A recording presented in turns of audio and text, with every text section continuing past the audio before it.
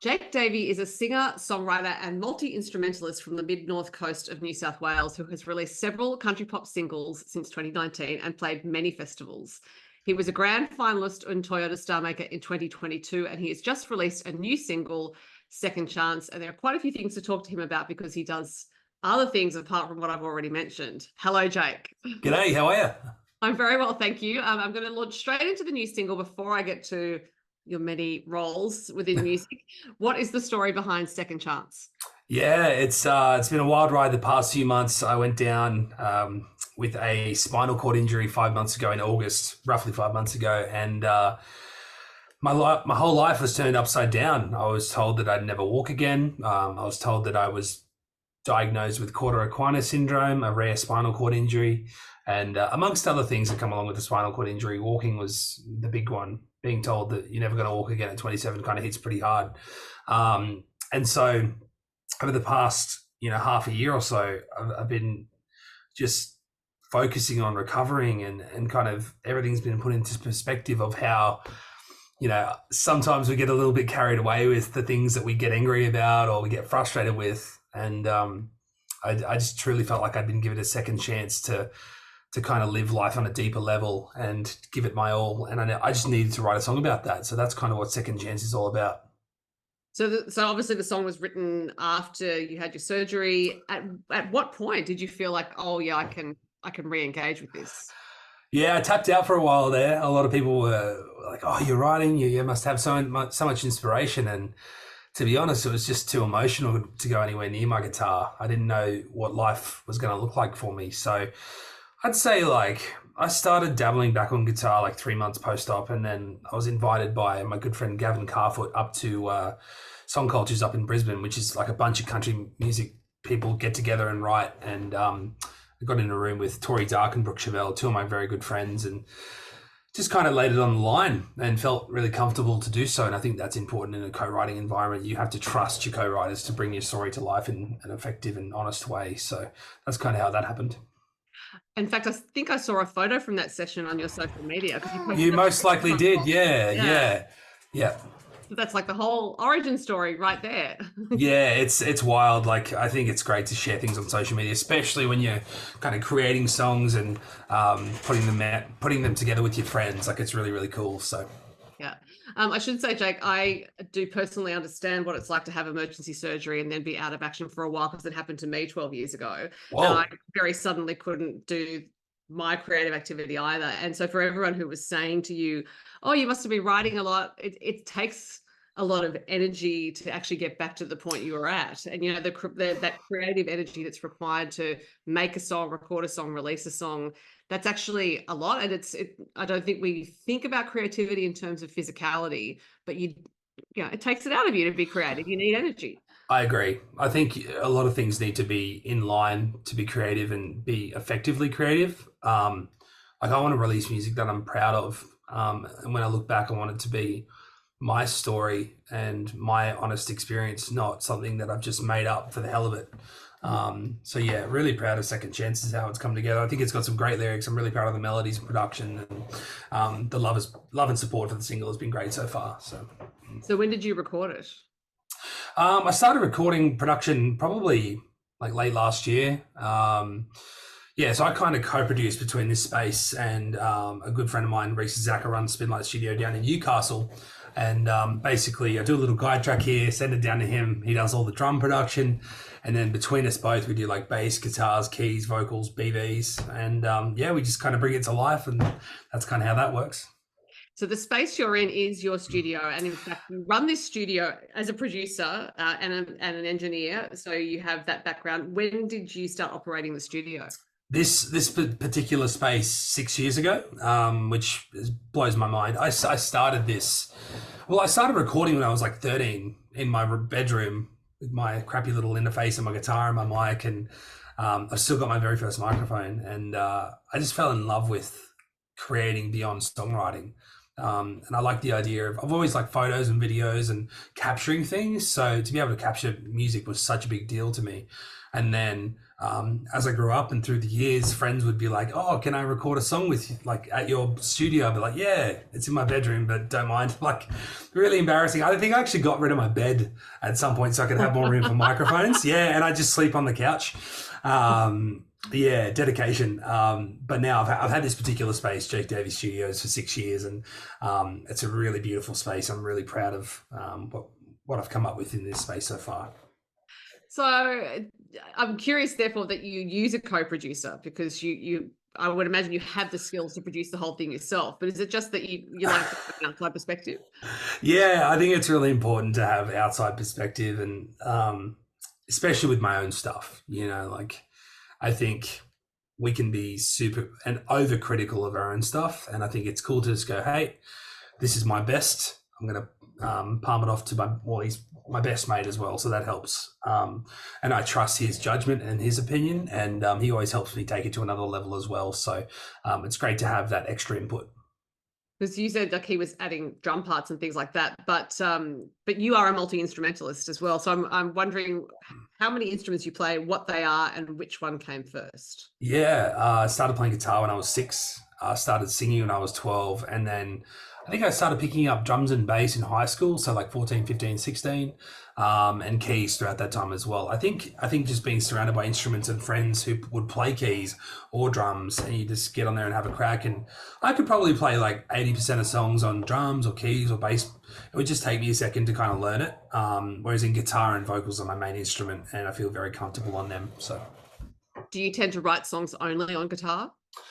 Every now and then I dabble on piano, but I do feel most comfortable writing on guitar for sure. And now, after everything you went through last year, you were literally back on your feet at the Tamworth Country Music Festival this year, because you had a sold-out show, which was fantastic. How was that? It was wild. It gets pretty deep talking about it, but like when I woke up, right, like 160 days ago, whenever this accident happened, all I could think about was all these upcoming things that I love to do so much, like playing in Tamworth and like being on stage. And that was my goal. I was like, I need to be there. I don't care if I'm rolling in on a wheelchair, being carried by people. I'm going to be on that stage regardless. And as we got closer, I was like, I'm going to try stand. And it sounds so easy, but for what I've gone through and the nerve damage, I get really tired really quickly. I get zapped. That's kind of the best way to put it. And sure enough, I took some Panadol and I stood up for the gig and made it through, and everyone was kind of blown away. But it was funny, while I was doing the gig, I tried not to think about what had happened over the past few months, and otherwise I would just lose it. But I really enjoyed playing the songs and sharing new ones and old ones and special guests. And yeah, it was just a beautiful, beautiful afternoon. Good old Panadol. It solves a multitude of problems. Yeah, I think it was a bit of Nurofen, bit of Panadol, and away I went. But yeah, a little bit sore and sorry afterwards, but worth it. And I think I also passed by Fanzo when you were playing. I was on the way to a ticketed show, so I couldn't stop. But I'm pretty sure it was you with a crowd in front of you.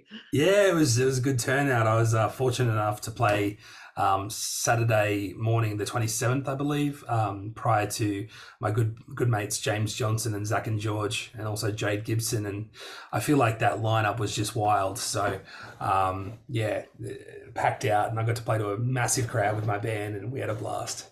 Yeah, that was like the party morning, that fan zone. It was big. So did you get to do much else at the festival, or you were taking it relatively quietly?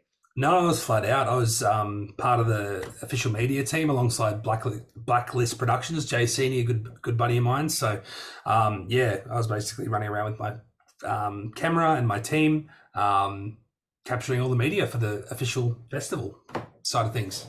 Because that is another thing you do. You are a videographer. Yeah. So like that's somehow my day job. I get to produce audio, video, photography, artist management, mentoring. It's such a big passion of mine. And it's funny, a lot of people are like, oh, you should do something outside of music to give yourself a break. I couldn't think of anything worse than not doing what I'm doing right now. It's truly unbelievable that I get to wake up every day and help people achieve their dreams. And especially coming out of this spinal cord injury, the fact that I get to do this is, Yeah, really, really, really special. And I love it so much. So how did that part of your work evolve? Yeah. Well, over the past 6 months, or just like from a Oh, young just generally, age? like because you do have quite a brace of skills, and videography isn't necessarily something that would go along with being a performer or being a producer. Yeah, it's a fascinating question. I think I just thoroughly enjoyed. Some people like painting, some people like writing. I think for me, a video camera is a way of creating art that's not music, obviously, but it's still intertwined. And I'm a bit of a tech head. I like technology, I like gear, I like equipment. So when I am shooting music videos, I get to, like, I had Taylor Moss up here a couple of weeks back, and we had like massive lights set up, and we brought in a Mustang, and we like had lights programmed and flashing, and I had my director of photography, I was producing the clip. And so I'm a big fan of like the Hollywood thing, making artists feel like they're a rock star. And because I know what that feels like to be treated like that. So yeah, I think that's such a fun hobby. It started as a hobby, and now it's my job somehow. Do you and Duncan Toombs and Jason, for that matter, ever get together and talk about what it's like to be a part of a very small group of artists who are also videographers? I feel honoured to be put alongside those two names. I just want to put that out there before we proceed. I only just met Duncan officially. He called me a couple of weeks after my surgery and just said, "Mate, we've never met, but I've seen your stuff and I love what you do. And if you ever need anything, I'm here." And we got to meet each other at the Golden Guitars.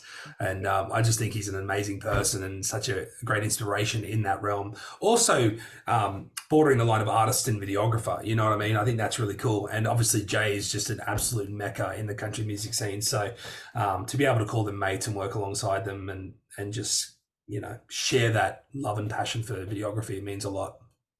So how do you organize your weeks? Because there are a few things going on. Yeah, that's an interesting question. I have a new admin assistant that kind of reins me in. We have like a weekly meeting and lock it all in, and then I have a bunch of like productivity apps that help me kind of keep on track. I love Millernote. It's like a project manager. iCal, Notes, all those kind of things really help me dial in things and keep to deadlines. Obviously, I'm releasing my own music and marketing it. And then hundreds of projects are littered throughout my calendar. So it's a lot of fun. It's a little crazy. And I honestly wouldn't have it any other way. Yeah.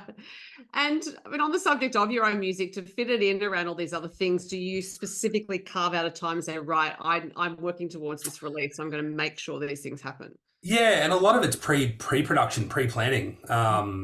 I think a lot of the time people forget to prioritize themselves is because they simply haven't given themselves a chance to plan ahead. And so I just do that, and then I go, okay, I've already done all the assets. I've already done the planning. I've already set dates for when things need to happen, and I just go into my folder and click, yep, that's what needs to happen. And so I think past Jake allows future Jake to live his life effectively. Yeah, I'm quite fond of the saying, my future self will thank me. And so I think it sounds like future Jake thanks present Jake quite a lot. Oh yeah, very, very true.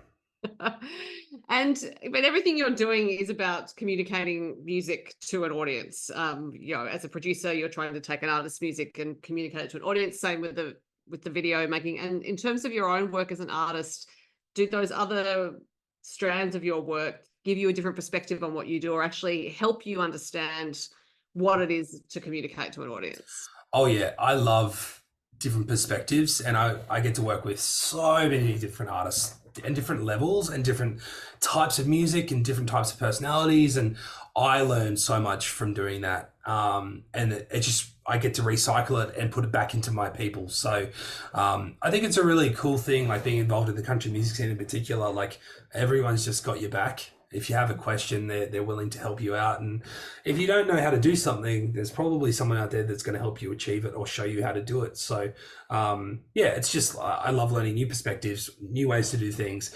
I think one of my favorite sayings, I'm going to return the favor, is remain teachable. Right. I love that. I love that so much. That is a very good one and important for everyone to remember. And I think along those lines is a nice little link there. You were in Nashville last year to do some writing, which I would imagine was a a teachable kind of thing as well. Oh yes, I think that's called diving in the deep end. That is, yeah. I was fortunate enough to head over to Nashville and write with some of the world's best songwriters, as far as I'm concerned. Yeah, it's watching someone write a song in Nashville and co-write it with you is just, there's no experience like it. The caliber of musician, the caliber of songwriter, and it's next level, and it's such an amazing experience. And it was wild that like it was the best year of my life and the worst year of my life, because I like went to Nashville, got to write all these amazing songs, and 2 months later I'm in hospital. So yeah, it was a bittersweet year, but I wouldn't change anything for the world. Which is an amazing perspective to have on it, not that long after the surgery in particular. It sounds like the songwriters in Nashville are pretty efficient as well. It's like get in the room, make the song. Yeah, there's some sessions were like 20 minutes, some sessions were like 3 hours, but even if you get a good song or not, it's always a good hang. And I think that's a really cool way to like head into a session, because there is a lot of pressure. It's like people's time and people are busy. So if you can head in there, be a good hang and like bring some great ideas and just take the pressure off, I think that's a good way to approach it. But yeah, it's a beautiful experience. So what happens in 20 minutes? Is that just about sort of solving one little part of a puzzle? No, that's absolutely, like, sometimes you just hit magic and it just writes itself. Yeah, right. Yeah, it's wild. I think my next single is going to be the song I wrote with Lydia Sutherland and Aaron Pollock in like 22 minutes. Yeah, it was crazy. Like I had a rough idea of the chorus, like the idea and the overall theme and topic, and then because it's like talking to a thesaurus and writing with a thesaurus, like a living human thesaurus. When you're in Nashville, they've got so many witty ways to say things, and if you don't like what they say, you just go, no, I'm not vibing that. This is how I would say it, and that's how you progress through the write. And then yeah, it's a really special song. Obviously, I'm promoting Second Chance right now, so I can't tell you anything about that. But it's another close to heart kind of song. Are you an artist who plans your releases quite far in advance? But I know you were talking about pre-production and everything, but in terms of the songs you want to release, have you got that mapped out? I have my moments. I think we wish as artists, like especially myself, that I had a roadmap. I have a rough roadmap, and then I can slot the song in. So I have like an idea when I want to release it, and then I'll, like right now, I'm already planning what song's next, and then I'll hit up the label and pick a date and all that fun stuff. But yeah, I've got a lot of songs written and produced. It's just figuring out which one's next. And I imagine you can make your own music videos too. Yeah, I've done a fair few. I use Tommy Rock every now and then down in Newcastle, and they're amazing too. So sometimes I just like being the artist and feeling like the rock star, you know? Yeah, fair enough. Now, in 2020, you went to the CMAA Academy of Country Music on the Travis Collins Scholarship. I did. I'm wondering what that experience for you. That was crazy. That was like a whirlwind. I thought my life was busy before that, and then I showed up to the academy, and I'm like, whoa, this is like next level. I like the variety of stuff that you learn about: performance, songwriting, collaboration, production, everything in between. And I'd say the knowledge and connections that I made for that were just invaluable. It just elevated my career so much at a young age, and yeah, really, really special. It's so interesting, the things like the Academy and StarMaker that are available for Australian artists, because a large part of the benefit, at least from my perspective, is these connections that you all make, and whether that translates into something straight away or whether it's a song that you're writing 5 years down the track because you're still in touch, the influence of those experiences on the body of Australian country music is quite profound. Yeah, it's cool. I think you just got to hold on tight and kind of trust the process, you know what I mean? And it all works out in the end. Yeah. And then you were in StarMaker in 2022, as I mentioned. That would have been another pretty hectic time, I guess. The StarMaker was so much fun. I remember like the pressure walking onto that. I'm turning red thinking about it. The pressure walking onto that stage in front of that 8,000 strong crowd in Tamworth. There is no feeling like that in the world. And because I've been a part of StarMaker's since filming it out front and watching them go through that. It's wild. But yeah, you just make so many mates. You create those great connections, and you get to perform with an amazing band on that Toyota Park stage. Something I will never forget. I think I was actually there because that was the April one, and I actually was in the media pit for that, taking photos. Wow. Yeah, so that I was so impressed with how efficient the whole thing was, how great all the artists were at just walking out and being present, I think. Yeah, they're pretty great at like giving you a bit of mentoring prior, and giving you the best shot. Obviously, like it's not an everyday experience walking out in front of that many people and playing your own song or whatever. So it is scary, but you got to remember that it's only scary because you want to do a good job. Yeah. So you have released several singles since 2019. Some artists would be working towards an album, but given the way music works these days with streaming and whatnot, are you thinking of an album, or you're going to keep releasing singles? I always like the idea of putting songs in a collection. It's just a matter of time and a matter of figuring out the sweet spot and when to close that chapter off. Because I feel like when you go, okay, here's an EP, okay, here's an album, that's like an end of a bit of an Taylor Swift end of an era, you know what I mean? And then you can close the book and turn the page and go again, or write a whole new book. And I think I'm kind of wrapping my head around that concept. I've got a lot of these songs swimming around and like starting to piece together which goes where, and then there's a top and tail, and then put them all together. So it excites me to put together a project, however long that is, whether it's an EP, LP, or album. But expect something.